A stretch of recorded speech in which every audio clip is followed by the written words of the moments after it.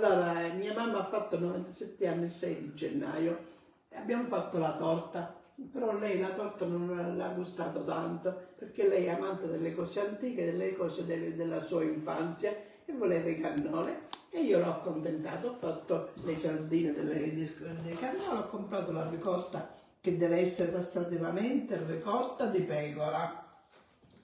E praticamente la ricotta di pecora va fatto 1 chilo di ricotta di pecora, 250 grammi di zucchero, le gocce di cioccolato e poi le scorzette di arance candite. Le scorzette di arance candite le potete preparare voi. Quando mangiate le arance, le scorze non le buttate, la parte esterna, non quella bianca di dentro che la dovete togliere, le mettete a mollo e praticamente li tenete 4 giorni cambiando l'acqua mattina e sera, poi li fate bollire per 20 minuti e quando sono cotti su 300 grammi di scorzette d'arancia mettete 300 grammi di zucchero perché deve essere, il peso delle scorzette deve essere uguale al peso dello zucchero e poi li potete mettere nel forno a microonde per 12 minuti e loro diventano delle belle scorzette d'arancia. Io intanto vado a riempire queste scorzette con questo preparato, con la ricotta e mia mamma se le gusterà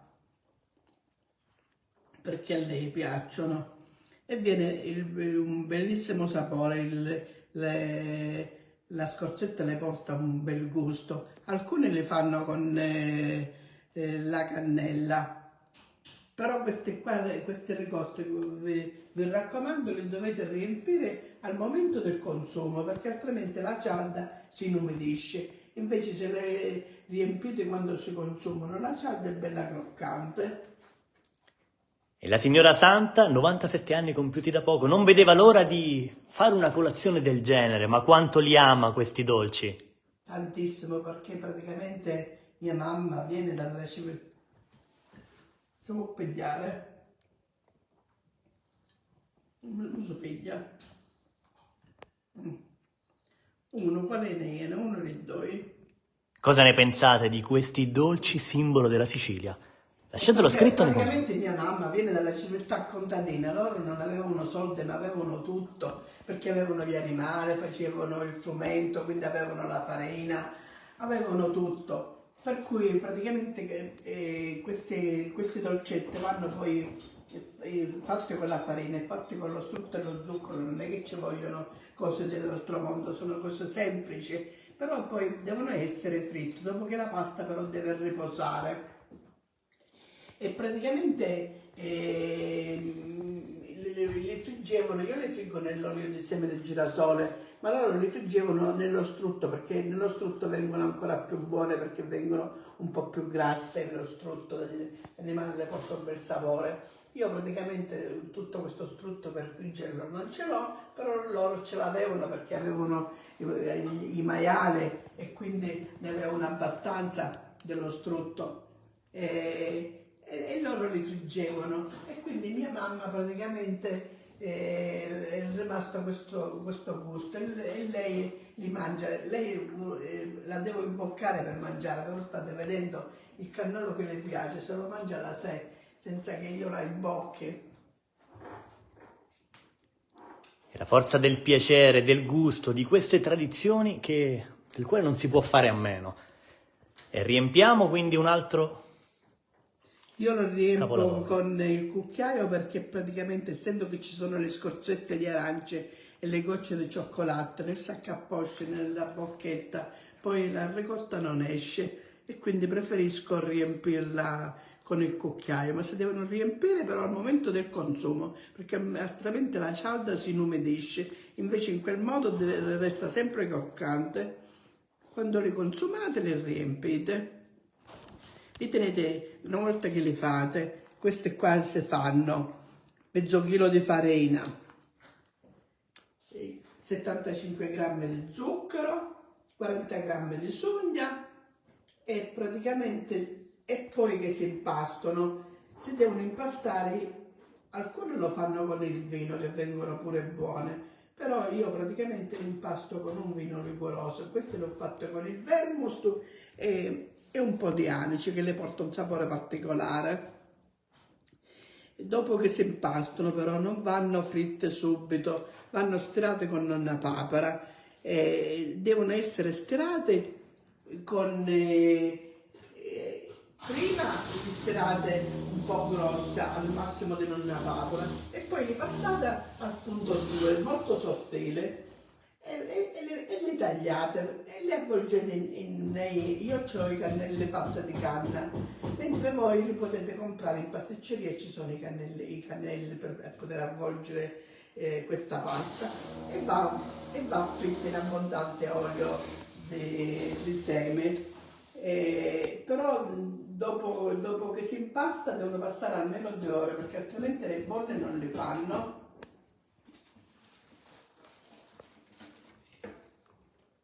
Queste bolle vedete che fanno? Li fanno perché la pasta è riposata.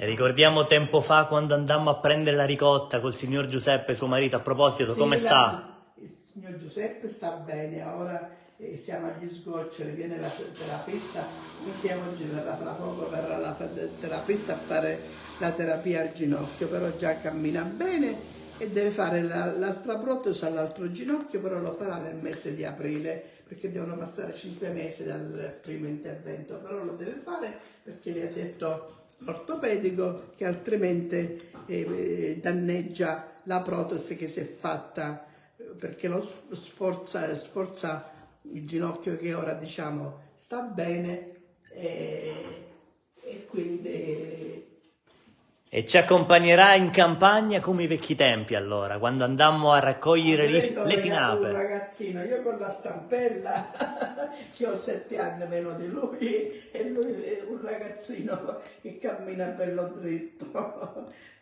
messo a nuovo. E sono in tanti ad ammirare lei, la signora Santa. Ma a proposito, la vita della signora Santa, da cosa è stata caratterizzata? Quali momenti più significativi ha vissuto? Mia mamma praticamente viveva in campagna e praticamente là erano 8 fratelli perché 2 dei fratelli sono morti, uno per la scarlattina e uno perché è caduto da un deropo. E praticamente mia mamma ha vissuto una bella infanzia perché con questi fratelli più, diciamo, più grandi non ne facevano mancare niente come alimentazione, però praticamente portavano armonia, suonavano, si ballava, facevano degli scherzi. C'era un signore che lo chiamavano, ci dicevano Ba. Allora andavano questi qua, era un signore molto anziano, una mamma ne va a pigliare. Era un signore molto anziano e dovete immaginare che lui teneva gli animali dove dormiva e nel centro di questo capanno praticamente accendeva il fuoco per riscaldarsi. Allora loro le facevano gli scherzi, lo chiamavano Ba, Ba, Ba. Lui si sentiva certo ingiuriato e quando loro andavano lui li inseguiva. Una volta li ha inseguiti fino a casa e loro praticamente da mia mamma vivevano tutti in una stanza, 8 figli e 2 grandi. I letti la mattina quando si alzavano venivano arrotolate e la sera distese. E praticamente quando sto signore, il porta non se ne chiudeva mai, quando sto signore è arrivato si è appoggiato alla porta, la porta era aperta ed è piombato per terra che lungo per quant'era. Allora mio nonno si chiamava Giuseppe. Peppe, i tuoi figli mi fanno gli scherzi, mi fanno ba. Allora il nonno, che praticamente questi figli ce l'aveva tutto attorno al letto, tocca e li tocca ed erano là perché loro si erano infilati anche con le scarpe nel letto. Quanti simpatici ricordi! E mia mamma, e raccontavano racconti, ha fatto una bella gioventù. Poi praticamente si è fidanzata con mio padre ha fatto il militare in Africa, è stato 7 anni prigioniero. Quando è ritornato praticamente si è fidanzato con mia mamma. Dopo 3 mesi di fidanzamento poi si sono sposati perché mia mamma stava in campagna e lui, poverino, in paese doveva fare un'ora di strada per andare la sera al buio, andare a trovare sta fidanzata. E c'era un altro pretendente che voleva mia mamma, allora cercava di allontanarla a questo qua, mio padre. E c'era un punto prima di arrivare a mia mamma, lui che cosa ha fatto? Ha smosso la terra, ha messo i pali di fico d'India sotto e li ha coperti con la terra, per quanto lui quando passava mio padre praticamente metteva i piedi lì sopra, ci scivolava e si faceva male.